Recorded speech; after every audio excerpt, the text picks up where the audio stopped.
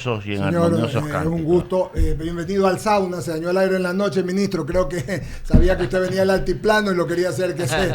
Pero usted es un hombre acostumbrado a la campaña, así que qué gusto saludar a ¿Podemos Esteban. sacarnos esto? No vale la pena. Tenemos se llama peor si está el enfriado. ministro aquí. Así Claro, que es un se sauna llama- obligatorio. Gracias. Ministro querido, Gracias, Esteban Bernal, gracias. ¿cómo estás? ¿Cómo Bien, te ha ido, mi bien, querido Eduardo, Esteban? gracias por tu invitación, Ramiro. Mi querido, lo escuchaba hace un momento con toda esa efusividad y gracias por esta invitación, de verdad. Yo creo que Javier también, ¿Cómo le va? Javier, muchas gracias Encantado, por recibirme. Esteban querido. Miren, bien decían hace un momento el modo out.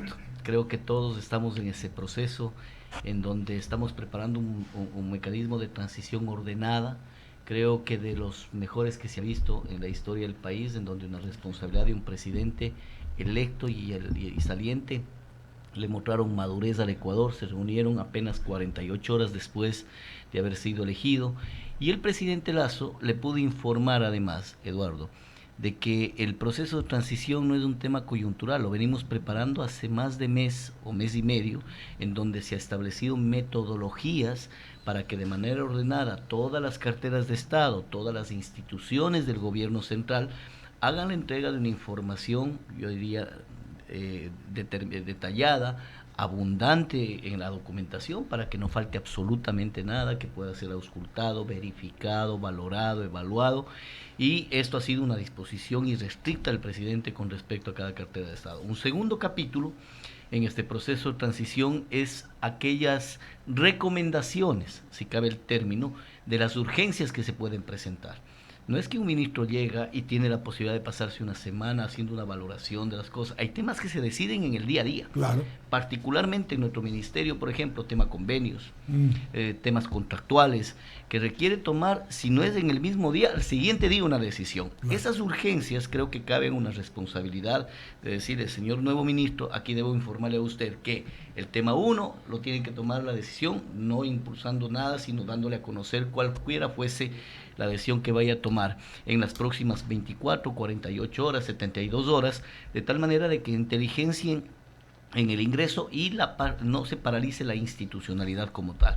Y un tercer capítulo, que es un capítulo en el cual ya cae un poco en la determinación de la visión que se pueda tener, en donde les entregaremos los nuevos proyectos establecidos en cada cartera de Estado y cuáles creemos desde nuestra perspectiva deben convertirse en política de Estado.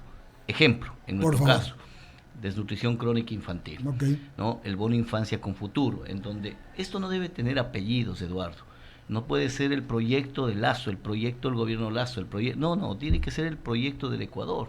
Quien quiera que esté al frente debe darle continuidad a uno de los más grandes logros que dejamos como legado, haber logrado la disminución de 3.5% en desnutrición crónica infantil. Esto significa 20,000 niños y niñas de 0 a 2 años, ¿no?, que le hemos logrado proteger para que no tengan la condición de desnutrición crónica infantil. Estuve en Buenos Aires hace unas par de semanas y toda la gente en la comunidad internacional valora la vertiginosidad con la que logramos esta reducción, que supera la que fue por años ejemplo en América Latina y la región, que fue la de Perú.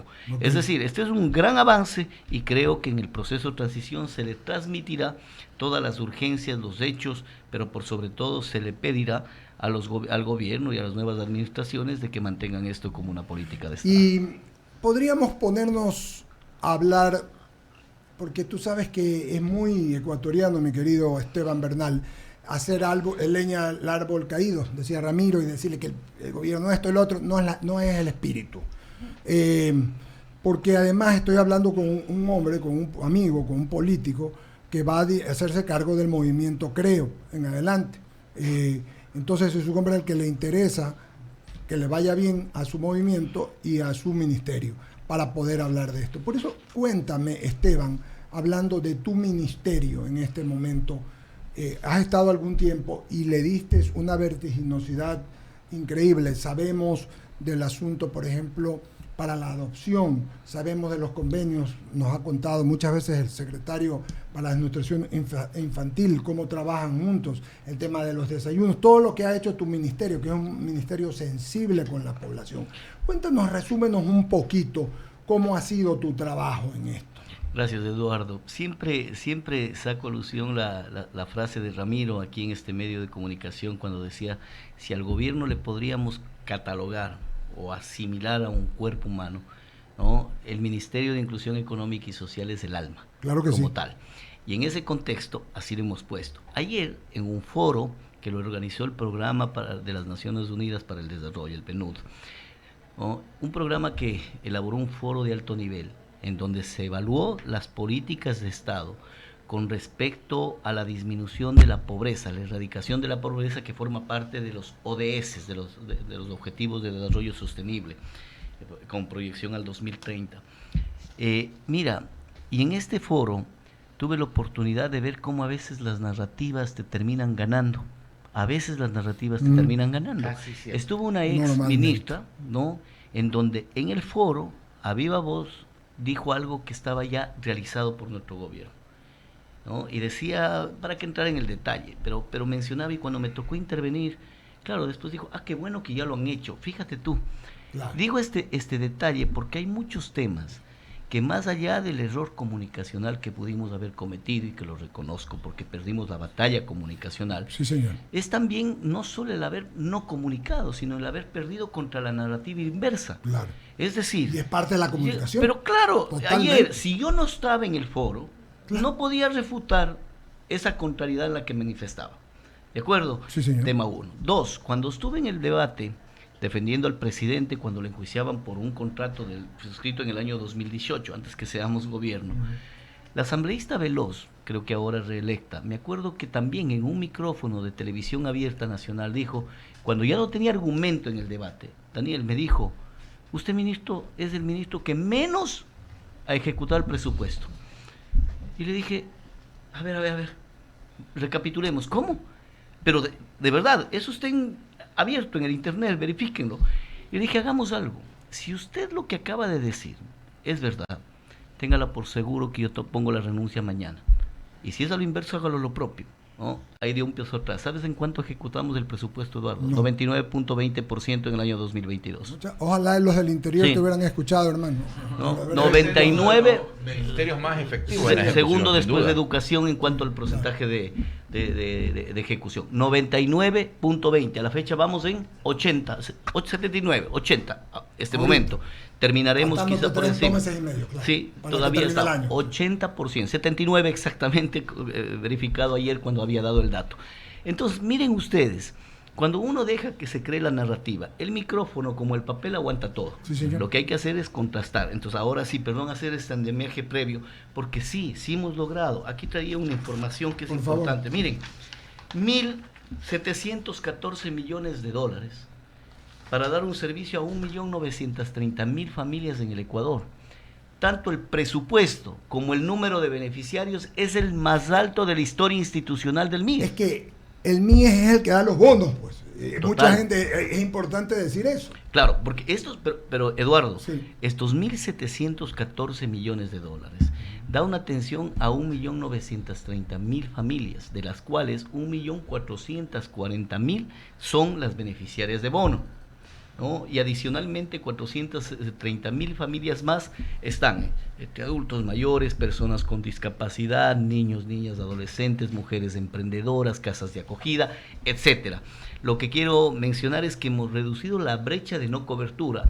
Alguna vez cuando yo asambleísta hice una crítica, y no podría irme en contra de mis palabras, porque trato que la política mejore, y la política tiene que ser mejorada sobre la ética de reconocer cuando te equivocas en la apreciación o cuando lo aciertas y en buena fe con datos, ¿no? Yo alguna vez hice una crítica al gobierno de turno. Dije, ¿cómo podemos festejar de haber generado mayor cantidad de bonos? Es decir, estamos festejando la pobreza. Hoy debo decirlo, sí señor, nosotros hemos incrementado la cobertura, pero basado en dos premisas que son fundamentales. Primero, época pospandemia. En el mundo se generó un retroceso de no menos de 10 años, sí, lo cual generaba una mayor nivel de cobertura social. Y segundo, no es que se ha aumentado la pobreza, por el contrario, ha bajado la pobreza, sino hemos dado una cobertura de una brecha que todavía no estaba siendo atendida y que sigue existiendo a la fecha también. Todavía existe una brecha de no menos de 280, 300.000 familias que requieren la protección social. Y en ese sentido, debo darles algunos datos adicionales. Por favor. El Ecuador logró una reducción de la pobreza, escúchese bien, del 33 al 25% en nuestro periodo. 33 al 25%. La pobreza extrema del 15% al 8%. No poca cosa. Pero logramos. esto no se anunció nunca. Mire, yo creo que perdimos la batalla. Un distinguido colega tuyo, mi querido Eduardo, en la ciudad de Quito, un gran periodista, igual que ustedes, Gracias. me decía, pero ministro, no se percibe eso en la calle. Claro. A ver. Una cosa es la percepción, y penosamente sí, la política vive de eso, Sí, de la percepción, y obviamente. ahí es donde perdimos. Pero a ver, la percepción es como el sistema respiratorio. Todos tenemos uno, aquí hay 17 millones de percepciones, y en esta mesa 5. ¿De acuerdo? Realidad es la que le digo, 33 al 25%, 15% al 8% en pobreza extrema. Recibimos del país, Ramiro, Javier, Daniel, Eduardo, recibimos del país con 344,000 niños, niñas y adolescentes en situación de calle, mendicidad, trabajo infantil, movilidad humana, etc.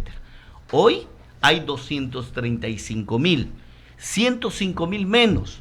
Pero claro, todavía hay 235,000, porque quien me ve y me escuche en este medio de comunicación saldrá Guayaquil y dirá, lo que nos dijo el ministro es mentira, ahí acabo de ver a un niño haciendo trabajo infantil. Para estar feliz. Es indudable que todavía está, como todavía existe pobreza. Lo que yo estoy mencionando son los logros y los avances que hemos dado en 2 años y medio. 105,000, 500,000 nuevos empleos adecuados. ¿Medido por quién? Por el mismo que en enero del 2022 le dijo al país, el INEC, el gobierno ha caído en 163,000 empleos adecuados. Todo el mundo tomó esos datos y dijo, miren, 163,000. Omicron, el primer incremento salarial, etcétera. Hoy la misma institución nos dice, incrementó en 520,000 empleos adecuados, ya no sirve. ¿Me explico? Okay. Entonces, datos que les acabo de dar normalmente en el argot popular son decir, dato mata relato. Esa es la verdad del Ecuador que dejamos. Con errores, sin duda, recuperables, pero hay más lo positivo que lo negativo. Javier Segarra Torres sigue, y luego Ramiro y Daniel. Gracias, Eduardo. Ministro, suenan bien las cifras. Y el ecuatoriano común y corriente se puede preguntar a quién le creo, al ministro o a la realidad de la que vivo permanentemente todos los días. Javier, yo estoy consciente de que hay un buen amigo que le debe conocer ustedes, un personaje público que se llama Rafael Dávila, que recién fue elegido nuevamente asambleísta, forma parte de nuestro movimiento. Dicho sea de paso, cuando entremos al detalle del movimiento les contaré de esta gran asamblea que tuvimos. Sí, señor. ¿No? Soy presidente del movimiento, creo, y estoy convencido que el 25 será un gran espacio de retorno de nuestra organización política. Pero Rafael suele decir algo que es importantísimo. Dice, penosamente, la política no solamente en el Ecuador, me atrevo a decir, no solamente en América Latina, en el mundo, está más basada en la percepción que en la realidad. Esa es una gran verdad, Javier. ¿De acuerdo? Cuando usted me dice, yo no estoy contrariando lo que la gente siente, porque efectivamente quien me esté escuchando probablemente diga, están locos. Lo que acaba de decir el ministro está loco. Pero yo lo que le acabo de mencionar está basado no solamente en apreciaciones, sino en datos. Ayer estuvo el representante de la Organización Internacional del Trabajo, OIT, a quien le manifestaba el incremento del empleo adecuado en 520,000. Y le recordaba además que el mecanismo y la metodología mediante el cual el INEC mide el empleo adecuado mes a mes es una metodología validada hace más de 12 años de manera permanente y actualizada por la OIT. No es que a nosotros se nos viene la idea y se nos ocurre hacer una valoración y una medición distinta. Segundo, cuando usted hace referencia a lo que está pasando en el Ecuador con respecto a la desnutrición crónica infantil, es una medición entregada por organismos internacionales. Que está hoy en día de cuánto a cuánto. Bajó de 23.6 a 20.1. Ahora, ahí en ese sentido, ministro, está bien el trabajo que puedan hacer ustedes o que estén haciendo ustedes por el tema de bajar el índice de la desnutrición crónica infantil. La pregunta es, y le digo esto porque he conversado y los he entrevistado en el canal a la gente de la FAO, no porque vayan contra lo que ustedes están haciendo, sino que el fondo de todo esto para buscar un mayor aceleramiento, para disminuir la desnutrición crónica infantil, pasa por el tema del agua. El 16 de octubre fue el Día de la Alimentación. El 16 de octubre la gente comenzó a enterarse de cómo tiene que ser el manejo del agua. De acuerdo, Son Javier. los gobiernos autónomos descentralizados, Exacto. parroquiales, cantonales y provinciales, los que deben de ir de la mano con el Ejecutivo o con el Ministerio correspondiente para hacer un solo camino que permita combatir este tema. Porque ustedes pueden luchar, pero hay municipios que hacen conciertos y no se dedican a reflejar realmente el problema de la falta de agua en una ciudad. De acuerdo. Cuando nosotros nos sentamos en inicio 17 instituciones, Ujú. hoy 13 porque vimos que éramos más eficientes, etcétera, es un tema más de detalle. 13 instituciones en la Secretaría Técnica para disminuir la desnutrición crónica infantil. Valoramos esa misma realidad, Javier, porque yo he estado en municipios pequeñitos Sí. del país, Donde no hay en agua. donde llega usted y tiene una cancha de uso múltiple de lujo. Así es. No digo que no se haga deporte, No, no, si nadie ni dice de lo contrario, lejos, en primero lo buena primero. hora, pero si tienes una prioridad, que es dar agua potable y alcantarillado, ese debe ser el financiamiento. Primero, no es nuestra competencia como gobierno, porque constitucionalmente Ah, y no, legalmente, obviamente. a través del COTAD, es competencia Obviamente. municipal. Pero si es competencia nuestra, cerrar el círculo para lograr el objetivo. ¿Qué es esto? Que usted puede hacer todo con el Ministerio de Educación, Salud, Bienestar Social, acompañamiento familiar, consejerías, Todo. damos el bono infancia futuro, los chequeos prenatales, vacunas, etcétera, etcétera, etcétera. ¿No? Y resulta que no hay agua potable, no ha servido de nada. De nada. ¿De acuerdo? Vea, aquí al frente, Durán. De acuerdo. De Un acuerdo. cantón con 300.000 habitantes puede ser. Casi más o 500 menos. ya. 500. Casi 500,000. Pero mire, Javier, justamente ahí es en donde no descuidamos. Y el presidente dijo, no, a esta mesa se incorpora el BEDE. ¿Sí? Y el BEDE ha priorizado 240 millones de dólares para que sean canalizados exclusivamente en créditos a las parroquias priorizadas, porque donde mayor prevalecencia de desnutrición crónica infantil hay, para que ese crédito vaya hacia obras de saneamiento ambiental. Obviamente, unos lo hacen rápido, otros lo hacen corto, pero todo eso genera, así como la desnutrición crónica infantil es multicausal, también tiene múltiples soluciones, multiacciones, y entre esas el BEDE, que si bien no es nuestra competencia, pero el financiamiento impulsó para que ahí en ese cantón pequeñito que hablábamos hace un momento, donde hay mayor prevalecencia de desnutrición crónica infantil, se evite hacer la cancha de uso múltiple elegantísima y se haga agua potable. Cuando ha recorrido el país por el tema de la desnutrición crónica infantil, buscando la solución a ese inconveniente, ¿cuál es la región en el Ecuador cuya desnutrición es la más elevada hoy en día? Y qué bueno que toca esto. Mire, Javier, yo creo que aquí, además, yo estoy por concluir una gestión Sí, de claro. ministro. Ustedes continúan en la opinión pública siendo verdaderos intermediarios entre la sociedad civil y el Estado y quien hace la gestión pública. Pero creo que esa responsabilidad no debe bajar la guardia en entender que este problema continúa. ¿Sabe cuál es la media de la región, Javier? ¿Cuál? 9%. ¿Sabe cuánto tenemos ahora? A pesar del 3.5% de disminución, 20.1%. Increíble. Es decir, todavía 2 de cada 10 niños sufren desnutrición crónica infantil. ¿Y qué Todavía. región en el Ecuador es la más afectada? Indudablemente la Sierra Centro, Tungurahua, Chimborazo, Cotopaxi y Santa Elena. Mire usted. Santa Elena, entre las que mayor prevalecencia existe de desnutrición crónica infantil. Lo lógico, Javier, es de que esas 20.1% todavía siga siendo alerta para los demás gobiernos. ¿Sabe cuánto tiene Chile? ¿Cuánto? 1.5. ¿Sabe por qué? 50 años de lucha contra la desnutrición Ok, crónica infantil. pero es que aquí, hablando del tema del agua, y perdón que me largue, Este tema del agua es importantísimo.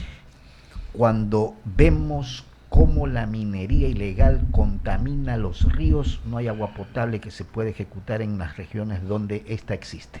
Y yo estoy de acuerdo. ¿Y entonces qué hacemos? Mire, ahí hemos dado una perdón, regulación. y de allí que la necedad de un poco de trogloditas que no entiendan que la minería tiene que ser legal para que no pase aquello. Y ¿Y sobre sabe todo, quiénes están oponiéndose a la minería legal? los mismos mineros ilegales. Exacto. ¿No? Los intereses de los mineros ilegales. es que Pero le pongo hemos- el ejemplo de Ponce Enríquez, cantón de la Sí, provincia de de mi La Sueca, que está provincia, aquí a de un mi par de provincia. horas. Ese cantón, la minería ilegal abunda. Pregunte si hay agua potable pues en ese cantón Ponce Enríquez, que es una cuestión pequeña en relación a la dimensión que pueda tener otras ciudades. Entonces, el problema no solamente es, aquí está la plata, vamos a hacer las políticas para bajar el índice de la desnutrición. Bien lo que usted dice, ministro, es todo los organismos, es un todo. multicausal y multiintegral en el sentido de que todos tienen que entrar en la integración de este tema. Vea, Javier, hace unos días estuve con un colega suyo, guayaquileño, Carlos Ver, y le decía, ¿cuántas veces hemos debatido de desnutrición crónica infantil y del abrazo de adopción, por ejemplo? se ha hecho 2 programas de 1 hora en televisión abierta de adopciones en el Ecuador. ¿Sabe a cuántos beneficiamos durante estos años? A 147 niños, ¿no? Una población chiquitita, Claro. pero enormemente importante, que no tiene retorno electoral, ni de lejos. Por pues, supuesto. ¿no? Pero cambiamos la vida de un grupo de niños que en la lógica anterior no habrían alcanzado ni a 60. Claro, porque era... ¿Cuántos años? 5 años. 5 años, ahora lo hace Hace 9 meses. 9 meses. ¿No? Entonces son temas Sí que es, hemos trabajado, sí son que importantes. realmente cambian la historia del Ecuador. ¿Sabe quién vino al foro de adopciones de acá? No. Italia. Y nos ha pedido asesoramiento al Ecuador para llevar la política pública a Italia, de tal manera de que podamos cambiar también historia de vidas en ese país. Ojo, ministro, no es que yo me estoy oponiendo ni criticando lo que ustedes hacen, simplemente el problema es global. Solamente decir que está Jaime en plataforma, nos espera, Es querido nuestro hermano. siguiente invitado. Sí, Me suena, el ¿quién es invitado, Jaime? querido amigo, buenos días a la cola. Está Por bravo, favor, ¿no? siga, Está bravo, usted, siga don Esteban, qué gusto tenerlo aquí. Hace algunos días estuvo por aquí Francisco Briones y yo he hecho un top 6 más o menos de lo, y él se reía conmigo, de lo mejorcito que ha tenido el gobierno. Entre eso está usted. Sí. Voy a nombrar a los 6: Esteban Bernal, Francisco Briones, Mauricio Salén, Henry Cucalón, el ministro Palacio de Deportes y el ministro de Turismo, Niels Olsen. Entonces, Hasta ahí mi top 6. ¿Ya? Yo comparto 4, pero cada uno tiene su... Sí, sí. por- Yo creo que es un Cada gente con ejercicio... cuatro Sí, 4 de los 6. Ah, Está entre los 4, tranquilo. Bueno, está bien. Sí, sí, pues. pero está bien. Mire, hay un trabajo que humanamente da satisfacciones, pero que políticamente no da réditos. Y esa es la cartera que a usted le ha tocado Es verdad. manejar. Lo que se me hace raro es que 8:49. un ser tan político como usted haya aceptado un reto tan humano como el que le toca. Por tanto, como que yo veo que todo lo que usted ha hecho le da una satisfacción íntima, pero al movimiento, creo, al que usted lidera políticamente, no le va a dar ningún rédito en lo posterior. ¿Cómo conjugar esto políticamente? Porque usted ya no va a poder hacer más hasta el día que se vaya de la cartera, que será a mediados de diciembre, principios de diciembre, finales, no sé, todavía no sabemos. Pero esta es una dicotomía que yo me pongo a pensar en su íntima convicción. ¿Cómo la ve? ¿Cómo la conjuga? ¿Cómo la digiere? mire, Ramiro, si yo tendría que encontrar un biógrafo de mi vida, créame que el primero que golpearía la puerta sería usted. Dibuja plenamente lo que uno siente internamente. Sí, efectivamente. Pero le voy a dar un dato que para la ciudadanía a veces es oculto y que hoy a través de I99 podría alguna cantidad de gente conocerla. A ver, En Cuenca se suele llamar un término, decimos, el demérito del mérito, ¿no? ¿Cuál fue el mérito del presidente? No voy a individualizar la respuesta sobre mi ministerio o mi sentir, sino como gobierno. ¿Cuál fue el mérito del presidente? Llegar al gobierno, verificar que existía un promedio de 250 millones de dólares para comunicación. ¿Se acuerdan el famoso programa El Estado de Propaganda? O Sí. un documental que hizo Carlos Andrés Vera, ¿no? 250 millones de dólares. ¿Cuál es el mérito? Que el presidente dice, yo eso no lo gasto en comunicación, retírenmelo. 248, manden a desnutrición crónica infantil y gastamos apenas 2 millones de dólares en el primer año. ¿Sí? ¿Es un mérito? Sí es un mérito. Luego nos pasa factura y se convirtió en un demérito. ¿De acuerdo? me viste Sí. hacer así nomás. Sí, pero por Claro, supuesto, así Eduardo, fue. por eso digo, se configura el demérito del mérito. Sí. Pero es que ¿De el acuerdo? justo medio, se olvidaron Es del el justo medio.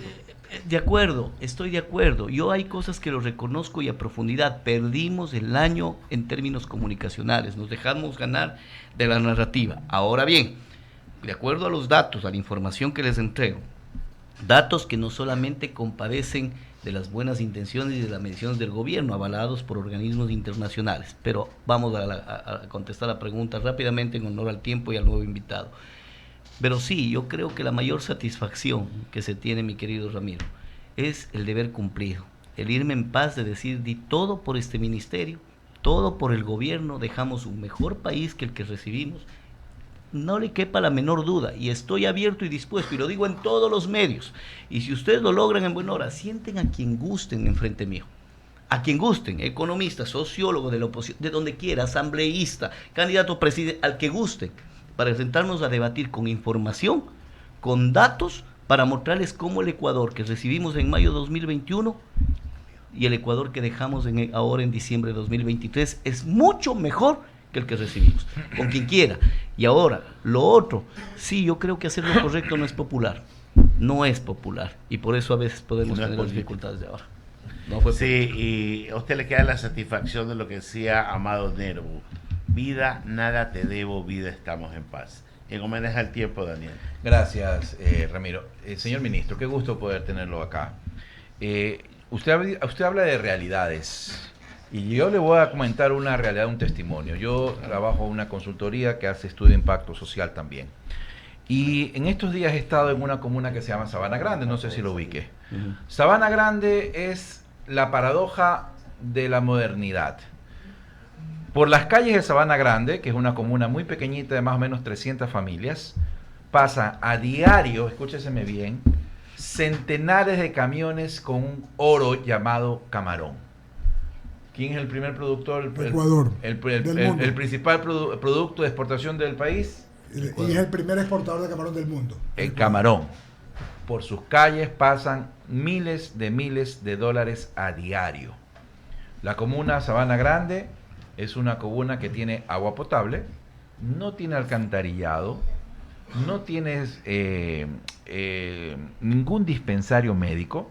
Está ubicado en una parroquia de Guayaquil, a hora y media de Guayaquil, rica en sus recursos, pobre en su infraestructura. Y esto es lacerante. ¿Por qué? Porque cuando usted camina por las calles polvosas, usted se encuentra con que hay más, esto es real, más chanchitos que personas, ¿ok?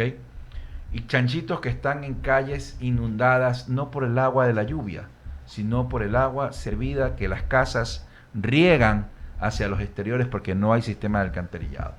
Pero eso sí, todas las casas tienen televisor grande. Vi a muchas personas prendidas en el TikTok, Eduardo. Entonces, allí es cuando yo digo, a la pobreza se la trata de disfrazar, porque mientras tú tienes todas estas cosas tecnológicas que te entretienen, que te mantienen informado, hay carencias como el agua, como el sistema de alcantarillado, etcétera, etcétera, que son lacerantes. Es cierto lo que usted ha dicho, ha disminuido la pobreza, pero sin embargo se mantiene porque hay realidades que le duelen a un país que está tratando de salir, pero que definitivamente el foco no se da hacia donde debe ir, que es justamente todas estas situaciones. Y los datos... Yo digo que Sabana Grande usted haber encontrado en muchos sectores, así como Sabana Grande. En todo lado he encontrado temas relacionados con adultos mayores, con mujeres emprendedoras que no han logrado salir con su producto, que les hemos invitado a las ferias de emprendimiento, etcétera. Daniel, siendo muy puntual, efectivamente hemos logrado reducir la pobreza y la pobreza extrema, pero aún hay un reto grande para el Ecuador. Un reto que usted encuentra en el camino al andar, con paros de 18 días en las cuales le empujan a lo inverso, con una asamblea que le enjuicia por un contrato firmado antes que usted sea presidente, con una asamblea que le dice, eso es ilegal, no importa, hay que votarle a Lasso, pero eso es inconstitucional, no importa, hay que votarle a Lasso. Cuando usted encuentra esa realidad política del Ecuador, encuentra el mayor reto a resolver. Me hice una pregunta hace unos días, igual en un medio de comunicación, ¿cuáles son las primeras acciones de un presidente? Y le hablaba de la parte estructural, el fenómeno del niño, la toma de decisiones en política social, etcétera. Pero ¿sabe cuál es el mayor reto? ¿Cuál? Es lograr un consenso político nacional. Ya vi que le han puesto 15 demandas, 15 exigencias.